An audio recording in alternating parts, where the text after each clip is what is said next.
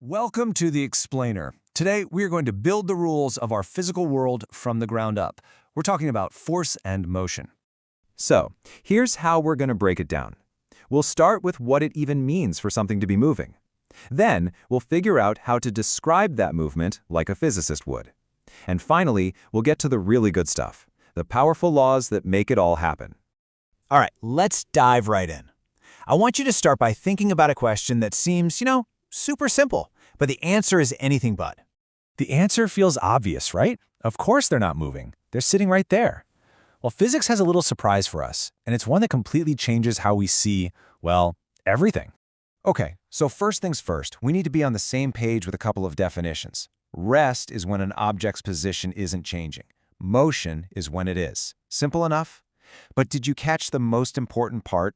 That little phrase at the end of both, with respect to its surroundings? That's the secret sauce. And you know that super important phrase, with respect to its surroundings, actually has a name in physics. It's called your frame of reference. It's just the viewpoint you're using to decide if something is moving or not. So let's go back to that question. From your frame of reference, the person next to you is at rest. But what if we change our frame of reference to, say, the sun? Well, from the sun's perspective, you, them, and the entire planet Earth are whipping through space at about 67,000 miles an hour. So are you moving? The answer is always, it's relative. This idea was absolutely revolutionary, and it paved the way for even crazier stuff down the line, like Einstein's theory of relativity. Okay, so motion is relative. Got it. But then, how do we actually, measure it and talk about it in a way that makes sense? That brings us to describing an object's journey. It turns out there are two totally different ways to measure a trip. First, you've got distance. Think of that as the total reading on your car's odometer. It counts every single step, every twist, and every turn. Then you have displacement. Displacement doesn't care about the scenic route. It's just the straight line shortcut from your starting point to your finish line and the direction of that line. And this picture here from our source material, it shows the difference perfectly. If you follow that winding road to get from point P to point Q, the total length of that road is the distance you traveled. But your displacement is just that short, straight arrow pointing from where you started to where you ended. See the difference? Now that we know how to describe where something went, let's talk about how fast it got there. And yeah, you probably guessed it, there's more than one way to think about that too. This is going to feel pretty familiar. We've got two related ideas here. Speed is the one we use every day. It's just how fast you're going. Distance divided by time. But velocity is more precise. It's your displacement divided by time, which means it includes direction. So saying 60 miles per hour is a speed, but saying 60 miles per hour north, now that's a velocity. But, velocity is hardly ever constant in the real world. We're always speeding up, slowing down, taking a turn. So what do we call any of those changes to our velocity? We call it acceleration. And yeah, that includes slowing down or just changing direction. A great way to see this in action is with these velocity time graphs. Take a look. If the line is perfectly flat and horizontal like the one on the left, it means you're just cruising along at a constant velocity, no acceleration. But see that straight, sloped line on the right? That means your velocity is increasing at a nice steady rate. That's what we call uniform acceleration.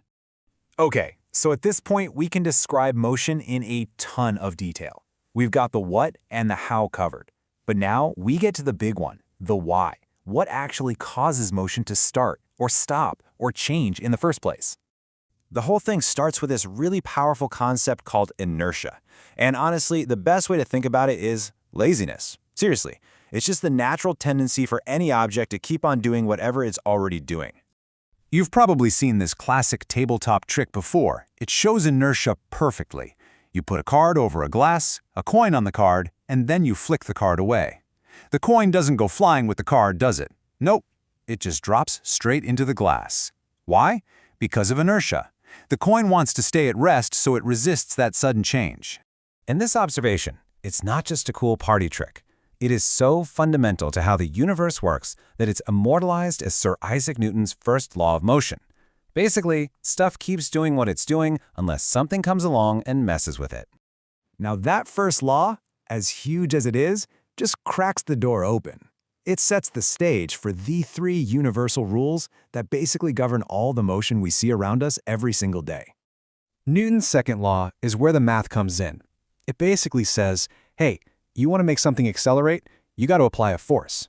But, and this is the key, how much force you need depends on the object's mass. The more massive something is, the more inertia or laziness it has, the more oomph you're going to need to get it moving.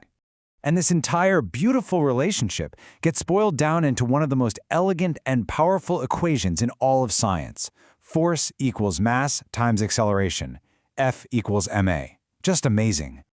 Finally, we get to the third law, and this one is almost, well, poetic. It reveals this deep, beautiful symmetry in our universe. What it tells us is that forces never, ever show up alone. They always come in pairs. A rocket launch is the absolute perfect example of this. A lot of people think rockets push off the ground, but they don't. The rocket engine violently shoves hot gas downward. That's the action. And in return, that escaping gas pushes the rocket upward with an equal and opposite force. That's the reaction. That's what sends it to the stars. And all of this, it brings us to one last kind of mind-bending thought. These three laws are incredible. They describe everything from a baseball in flight to the planets and their orbits. But they also leave us with this fantastic puzzle. If every single push or pull is met with an equal and opposite push or pull, how does anything ever win that tug-of-war and start moving in the first place? It's one of those questions that just goes to show how deep and fascinating these simple rules really are.